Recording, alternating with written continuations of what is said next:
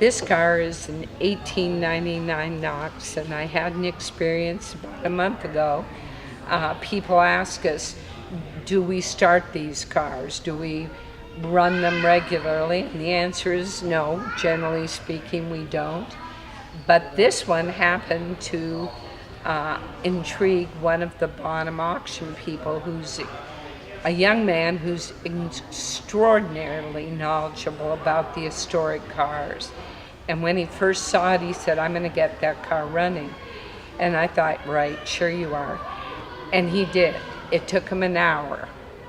And he had this car up and going in a huge puff of smoke, which kind of terrorized me, only for the water sprinkler system being set off, which it wasn't. Thankfully, it took heat.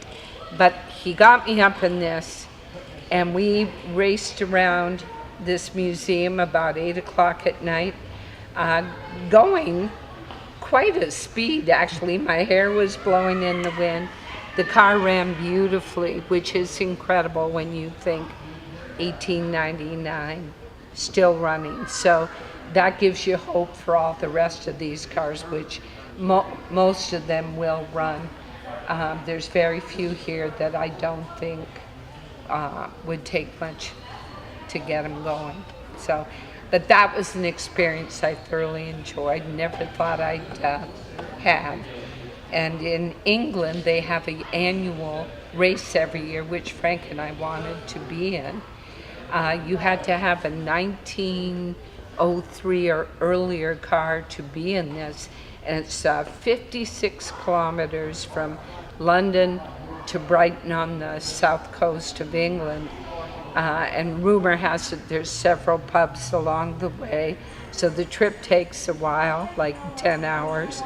But we followed it one year. We never raced in it. We followed it in a rental car. And it was an experience to see how many of these cars were ultimately on the side of the road.